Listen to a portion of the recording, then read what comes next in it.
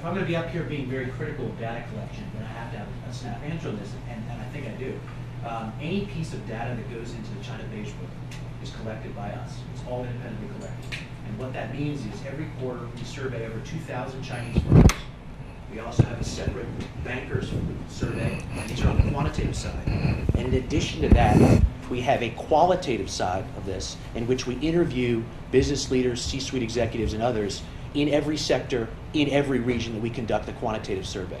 And we compile all that information every quarter, all of it collected by ourselves, and that in combination forms the China Beige Book quarterly report. How many people do you have in your firm to do that in China? Hundreds.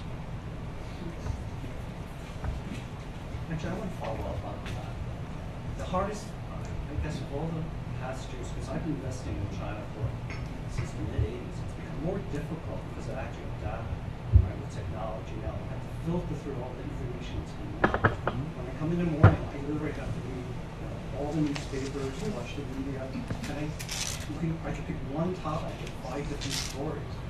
It's so difficult for me to find what's the true answer.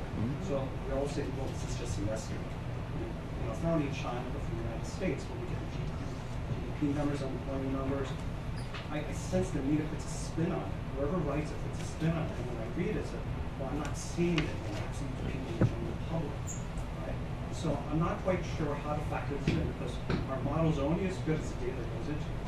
So every time we produce these results or write a report, I always put a little note that this is just an estimate, because I never know what the real number is and what it really means. Those who are on the academic, at your presentation, Julian, and Son, where do you get your data? Because probably in the early 90s, we used to go to the academia, we used to use their data. But now that times have changed, and I never know what's real information now.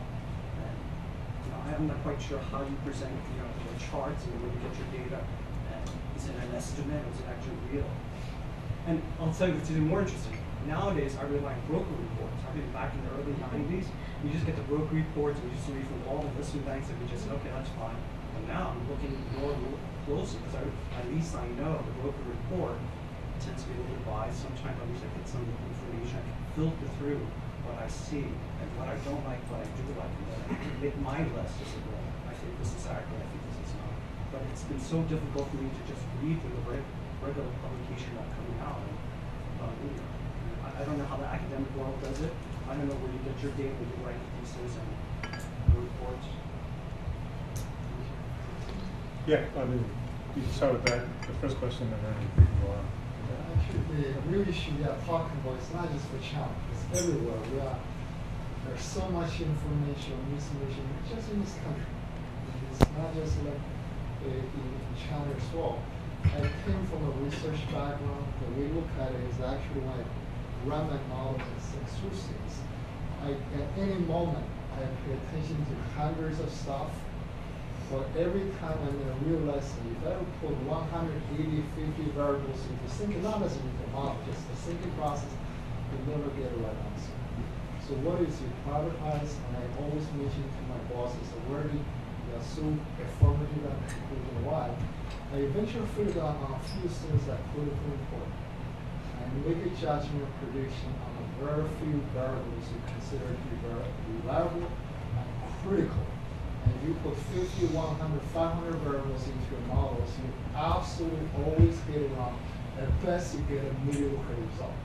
So that is what is most relevant for us to look at. Is like when we use all the time. Actually, that's true for the U.S. economy, the U.S. property market as well. At any moment, if you send beyond 10 or 15 variables, the key variables that driving the decision making, you generally get it wrong. The truly people with great foresights, we have conviction on few variables, and those variables are pretty reliable, and they will get the results better and more, and they predict the future for this year. That's just my, I'm not sure I answered your question, but share the results on that side.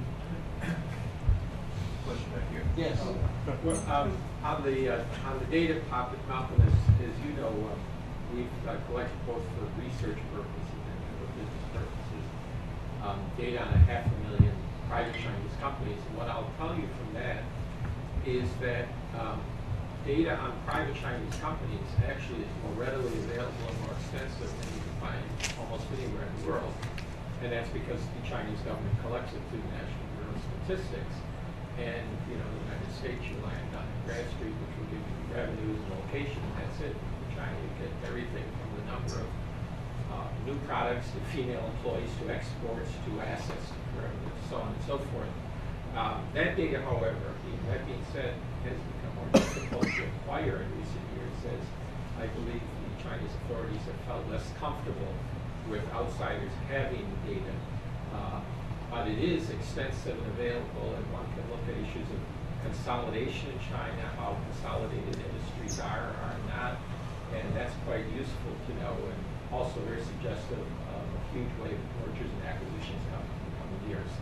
If I could say, if you know Ron Schramm, you don't know if his day job is teaching at Columbia, he's a professor at Columbia, or this wonderful business that he has. But could you introduce your business, give the name, and yeah, it's China Macrofinance, and I've taught at Columbia for 30 years. So. An all-round good guy. Thank you, Malcolm. You're kind. Thank you.